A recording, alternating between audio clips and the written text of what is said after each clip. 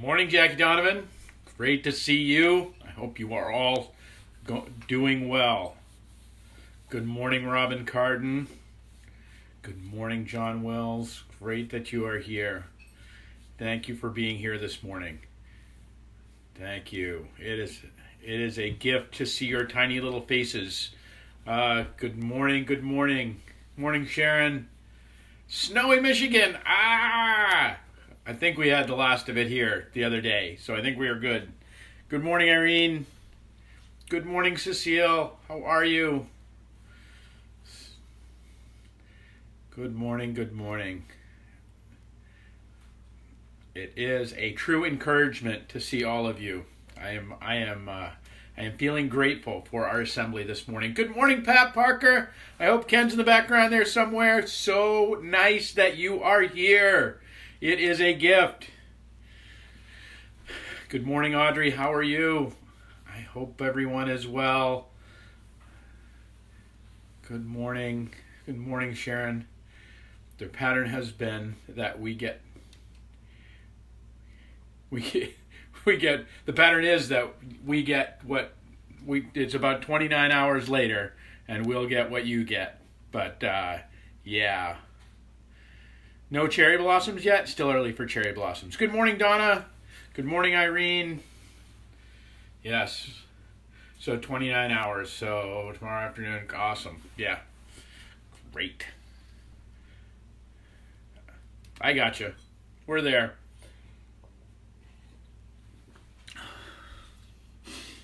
Good morning, Kristen. How are you? I hope you're well. Good to see. Glad you are here. It is a joy.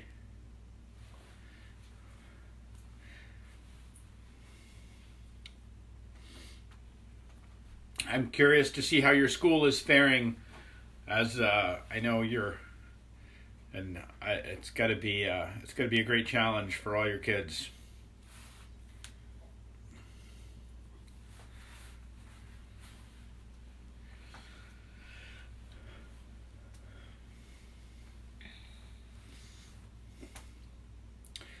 Good morning, Bonnie.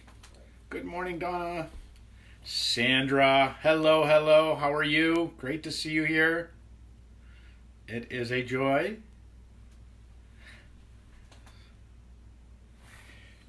Yes, this is from. I actually love this mug. This was a gift from Susan Lombardo from Charleston, South Carolina, and I like it. And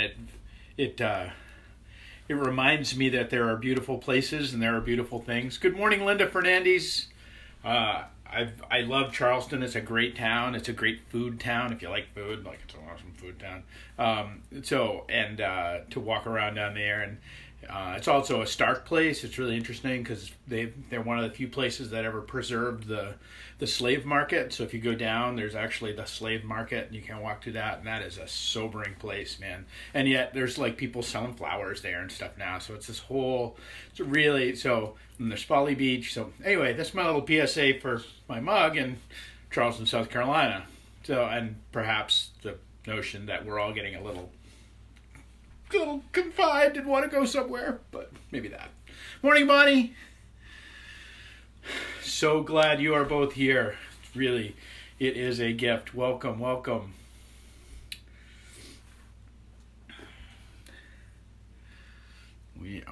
I see a few more people gathering. Good morning, Priscilla. Good morning, welcome. I hope you are well.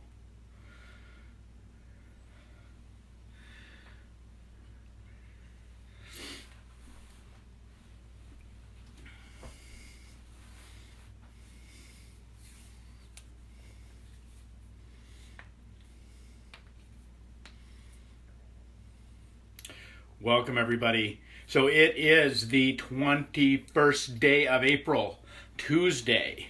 And so I am so glad that each one of you are here and that we are gathered. We may not be together, but we are gathered. And that in gathering, we are the church. Again, this time of our time apart is a time of the church being deployed, not the church being disbanded.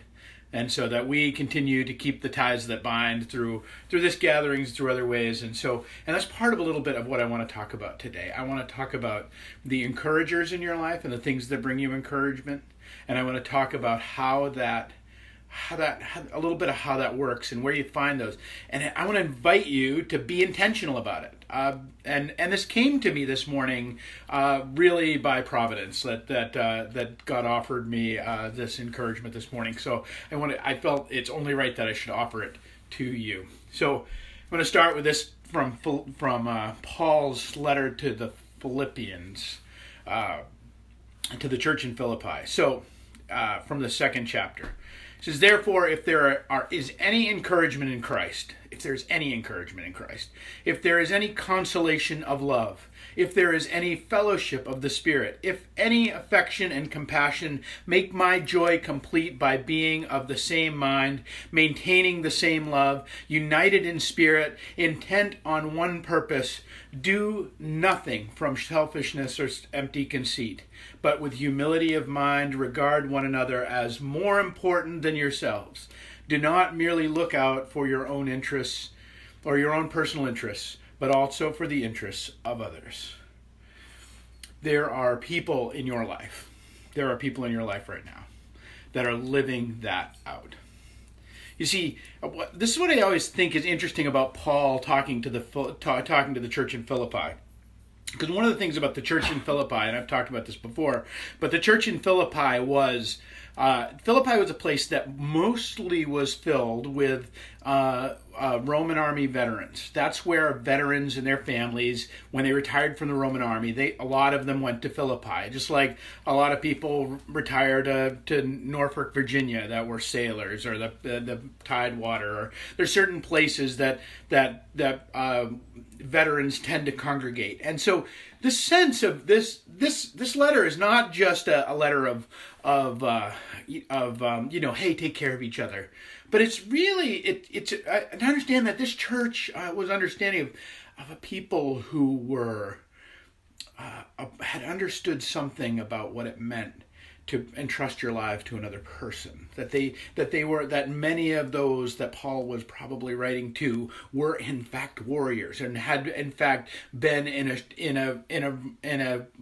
Roman cohort, in a phalanx, with shields on either side protecting one another. And so when he says this, do nothing selfish of empty conceit, but with humility in mind, regard one another as more important than yourselves. Understanding that if you don't hold, the people around you can't hold. That this is the genius of the Roman shield wall of the Roman cohort, was that the people around you, that you were as important as the people around you, if not more important, because you supported them in the fight. And I don't think I don't think it's lost on Paul. And so as this morning I came across the picture, and this is going to be my invitation to you today, is to dig through some pictures, to dig through some people, some things that are out there, to make some connections. I've invited you before to make sure that you're tending to other people around you and that sort of thing. But I want this to be different, because I want this to be about an encouragement for you, so that you may stand your ground, and in that stand your ground with other people. You see, that's the great gift of this. And that's the great invitation, I think, to this life in Christ. And so I'm going to show you my picture. And maybe if you want, you can put in the chat some of your pictures of your encouragers. So this is my graduation picture from Andover Newton, right here. This was graduation day 2000, 20 years ago. It was a beautiful day with beautiful people, and these are some of my closest friends from that time and from my graduation. So over here on this side, you have a guy by the name of Sean Garvey. Sean Garvey is the pastor of First Congregational Church, Winter Park, Florida. Right now, he has gone on to do great things. It's an incredibly huge, big church doing all sorts of huge, big things, and they are a big light. And Sean has gone on to do great things. Over here is Julie Canestraro Carson. She is the rector, Episcopal rector of the church in Framingham, Massachusetts, and she's been there quite some time. I can't remember quite how many years, and she has and she's now like climbing up the ranks, the Episcopal. Like she's like an important person now. It's an amazing. And this over here is Robin Long Carden. She was the valedictorian of our class, by the way. She's on this chat. She has been my friend for over 20 years, and she is dear to me and has been an encouragement through all of my days. And then there's this Yahoo in the middle. We don't need to talk about him. But that somebody was so gracious to take this picture. And it has popped up here and there through the course of these 20 years. And every time it does, every time this picture comes up, it is an encouragement to me. It is this way that I recognize those people around me that are in the business of an encouragement of Christ. And that those words of Paul just speak to me of, if there's any encouragement in Christ, if there's any consolation in love, it is the consolation of love of these few who walk through it with us. And that I haven't talked to Sean in years. It's been probably a year or so since Julie and I have coffee. Robin and I, we have a thread going. We still talk regularly, but regardless, and so we're not always tight. But in those moments, we shared the part of the road, and I think that's the brilliance of what it is. I mean, for me, it's the brilliance of the congregational way. It's on this chat is Ken Parker, my spiritual director, and Ken has taught me more about the idea of what pilgrimage really means, and that we really are pilgrims in this world, and that the Ram Dass quote of, in the end we are all just walking each other home.